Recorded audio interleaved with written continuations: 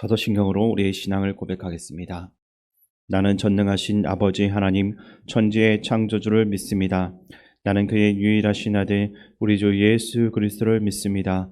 그를 성령으로 잉태되어 동정녀 마리아에게서 나시고 본디오 빌라도에게 고난을 받아 십자가에 못 박혀 죽으시고 장사된 지 사흘 만에 죽은 자 가운데서 다시 살아나셨으며 하늘에 오르시어 전능하신 아버지 하나님 우편에 앉아 계시다가 거기로부터 살아있는 저와 죽은 자를 심판하러 오십니다. 나는 성령을 믿으며 거룩한 공교회와 성도의 교제와 죄를 용서받는 것과 몸의 부활과 영생을 믿습니다. 아멘. 하나님께서 오늘 우리에게 주시는 말씀은 요한계시록 5장입니다. 신약성경 403쪽입니다. 내가 보매 보좌에 앉으신 이의 오른손에 두루마리가 있으니 안팎으로 썼고 7인으로 봉하였더라.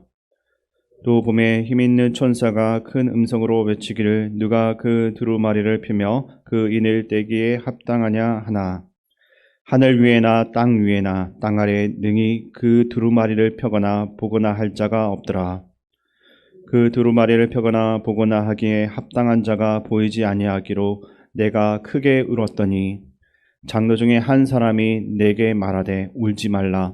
유대지파의 사자 다윗의 뿌리가 이겼으니 그 두루마리와 그 7인을 떼시리라 하더라. 내가 또 보니 보좌와 네 생물과 장로들 사이에 한 어린 양이 서 있는데 일찍이 죽임을 당한 것 같더라. 그에게 7뿔과 7눈이 있으니 이 눈들은 온 땅에 보내심을 받은 하나님의 7영이더라. 그 어린 양이 나와서 보좌에 앉으신 이의 오른손에서 두루마리를 취하시니라. 그 두루마리를 취하심에 네 생물과 24장로들이 그 어린 양 앞에 엎드려 각각 금은구와 향이 가득한 금 대접을 가졌으니 이 향은 성도의 기도들이라. 그들이 새 노래를 불러 이르되 두루마리를 가지시고 그 인봉을 떼기에 합당하시도다. 일찍이 죽임을 당하사 각 족속과 방언과 백성과 나라 가운데에서 사람들을 피로 사서 하나님께 드리시고 그들로 우리 하나님 앞에서 나라와 제사장들을 삼으셨으니 그들이 땅에서 왕노릇 하리로다 하더라. 내가 또 보고 들음에 보좌와 생물들과 장로들을 둘러선 많은 천사의 음성이 있으니 그 수가 만만이요 천천이라. 큰 음성으로 이르되 죽임을 당하신 어린 양은 능력과 부와 지혜와 힘과 존귀와 영광과 찬송을 받으시기에 합당하도다 하더라. 내가 또 들으니 하늘 위에와 땅 위에와 땅 아래와 바다 위에와 또 그 가운데 모든 피조물이 이르되 보좌에 앉으신 이와 어린 양에게 찬송과 존귀와 영광과 권능을 세세토록 돌릴지어다 하니 내 생물이 이르되 아멘 하고 장로들은 엎드려 경배하더라. 아멘. 요한계시록이 쓰여질 당시 로마는 화려하고 부족함이 전혀 없는 도시였습니다. 모든 문명과 문화가 로마로 흘러 들어갔고 또한 로마로부터 모든 문명과 문화가 뻗어나갔습니다. 그래서 한 학자는 당시 로마에 대해서 작은 강들이 모여서 만든 거대한 호수라고 정의를 내렸습니다. 반면 이 로마라고 하는 거대한 호수 앞에서 그리스도인들은 초라하기 짝이 없는 너무나도 연약한 소수의 집단이었습니다. 아무리 하나님만 진리이고 구원은 예수 그리스도 안에서만 있다라고 해도 주를 따르는 사람들은 극소수였습니다. 그것도 부와 명예를 누리고 있는 사람들이 아니라 박해와 핍박 가운데서 가난과 슬픔, 아픔에 잠겨져 있었던 사람들이었습니다. 사실 주께서 성천하시고 난 후에 그리스도인으로 살아간다라는 것은 많은 희생과 고통이 따르는 일이었습니다. 그럼에도 불구하고 수많은 그리스도인들은 믿음을 지켰고 목숨을 걸고 복음을 전했습니다. 요한이 바로 그러한 인물이었습니다. 그런 교회가 핍박을 당하고 자신의 목숨이 위태로움에도 불구하고 신실하게 복음을 전했습니다. 그러다 결국 붙잡히게 되었고 반모섬에 갇히게 됩니다. 그곳에서 요한은 하늘로 통하는 문이 열리고 또 하늘에서 펼쳐지는 놀라운 장면을 보게 됩니다. 그것을 기록한 것이 요한계시록 4장과 5장의 말씀이었습니다. 이미 묵상한 4장에서는 보좌에 앉으신 하나님에 대한 경배가 기록되어져 있습니다. 그리고 오늘 살펴볼 5장은 하늘 보좌에서 만난 예수 그리스도에 대한 설명과 그분에 대한 경배를 다루고 있습니다. 1절 말씀을 함께 읽겠습니다. 내가 보매 보좌에 앉으신 이의 오른손에 두루마리가 있으니 안팎으로 썩고 7인으로 봉하였더라. 아멘.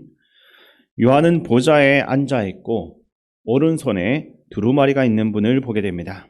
하나님께서 오른손에 두루마리를 가지고 계셨다라는 말씀인데, 이것은 하나님께서 주도적으로 그 모든 인간의 역사를 이끌어 가신다라는 것을 뜻합니다.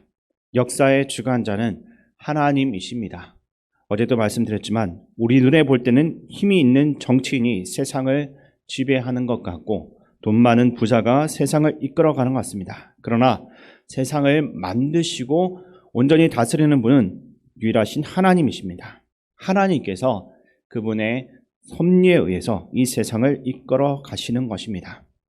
1절 후반부에는 안팎으로라고 쓰고 7인으로 봉하였다라고 말씀하고 있습니다. 하나님께서는 오른손에 쥐고 계셨던 그 두루마리에 하나님의 결정으로 집행이 될 심판과 구속의 내용이 빼곡하게 적혀 있었습니다. 그때 힘있는 천사가 누가 두루마리를 펴며 인을 떼기에 합당하냐라고 큰 음성으로 외쳐댑니다. 문자 그대로 해석하면 두루마리의 내용을 열어서 보여주고 그것을 이룰 자가 누구인가, 구속을 위해 죽음을 택할 자가 누구냐, 그렇게 말씀하는 겁니다. 요한이 볼 때 하늘에도 땅에도 지하에도 두루마리를 펴서 읽을 사람이 없어 보입니다. 자신들을 구원하기 위해서 죽음을 택할 자가 도무지 보이지 않았다라는 말씀입니다. 그러자 요한의 머릿속에는 지금도 고통 가운데서 하나님이 주시는 승리의 메시지를 기다리는 성도들의 얼굴이 스쳐 지나갔을 것입니다. 그들을 구원할 자가 아무도 없다라는 것이 너무나 고통스러웠습니다. 이에 요한은 눈물을 흘리기 시작합니다. 그러자 장로 중에 하나가 요한에게 이렇게 말합니다. 5절 말씀을 제가 읽어드리겠습니다. 장로 중에 한 사람이 내게 말하되 울지 말라. 유대 지파의 사자 다윗의 뿌리가 이겼으니 그 두루마리와 그 7인을 떼시리라 하더라. 아멘. 두루마리와 7인을 뗄 자가 있다라는 것을 알려주며 너의 눈물에 대한 해답, 너희를 구원할 자가 있으니까 너의 울음을 이제 멈춰라 라고 말씀합니다. 이어서 그가 누구인지를 밝혀준데 7절 말씀을 우리 다 같이 함께 읽겠습니다. 그 어린 양이 나와서 보좌에 앉으신 이의 오른손에서 두루마리를 취하시니라. 아멘. 두루마리를 취할 분이 어린 양이라고 합니다. 그런데 어린 양은 죽임을 당한 예수 그리스도를 말씀합니다. 이 죽임당한 어린 양이 나와서 보좌에 앉으신 이의 오른손에서 두루마리를 취하셨습니다. 죽임당하신 예수님께서 승리하셨다라는 말씀입니다. 그것을 통해서 어떤 결과가 찾아왔습니까? 9절과 10절에 그 내용이 나오는데 제가 읽어드리겠습니다. 그들이 새 노래를 불러 이르되 두루마리를 가지시고 그 인봉을 떼기에 합당하시도다. 일찍이 죽임을 당하사 각 족속과 방언과 백성과 나라 가운데에서 사람들을 피로 사서 하나님께 드리시고 그들로 우리 하나님 앞에서 나라와 제사장들을 삼으셨으니 그들이 땅에서 왕노릇 하리로다 하더라. 아멘. 예수님께서 사람들을 피로 사서 하나님께 드렸습니다. 즉 예수 그리스도의 십자가 죽음을 통해서 우리가 하나님께 속하게 된 것이고 그 예수님의 희생을 통해 우리가 하나님 나라와 제사장, 왕이 된 것입니다. 이것은 하나님의 백성들에게 높은 위치를 허락하신 것입니다. 고난과 박해 가운데 있는 하나님의 백성들을 승리하게 하셔서 마침내 하나님의 왕권을 드러내며 살도록 하신 것입니다. 예수님께서 우리의 구원자가 되시고 완전히 죽을 수밖에 없어 도저히 희망이 없었던 우리를 살려주셨던 것입니다. 이것이 요한에게는 엄청난 위로였습니다. 주를 위해 고난을 받고 핍박을 받고 지금 밤모섬에 유배됨으로써 고난과 어려움의 정점에 있었던 요한에게 예수 그리스도께서 고난을 당한 것으로 끝난 것이 아니라 마침내 승리를 이루셨다. 이 사실은 요한에게 새로운 힘이었고 희망의 메시지였던 것입니다. 그래서 요한은 그가 사랑하는 성도들에게 지금 우리가 신앙을 지키기 위해서 처절하게 싸우며 때로는 피를 흘리기까지 저항하고 있지만 주님께서 마침내 승리하신 것처럼 우리도 마침내 승리할 겁니다 라는 것을 알려주고 싶었습니다. 그래서 기록이 된 책이 이 요한계시록입니다. 한편으로는 불신자에게는 이 요한계시록은 심판의 책으로만 다가올 수 있지만 믿는 자들에게는 고난 중에도 이 책이 희망의 메시지로 찾아오는 것입니다. 주님께서 마침내 승리하신 것처럼 우리가 반드시 승리하게 될 것이기 때문입니다. 또한 주님께서 부활하신 것처럼 우리도 반드시 영광의 부활을 맞이하게 될 것입니다. 이 희망의 메시지를 전하는 책이 바로 오늘 읽은 이 요한계시록입니다. 오늘도 주께서 죽음을 이기시고 다시 사신 것처럼 우리의 마지막은 멸망이 아니라 승리와 놀라운 영광이라는 그 사실을 기대하며 우리 모두 이 어린 양께 찬송과 존귀와 영광을 올려드리는 삶이 될 수 있기를 주님의 이름으로 축원드립니다.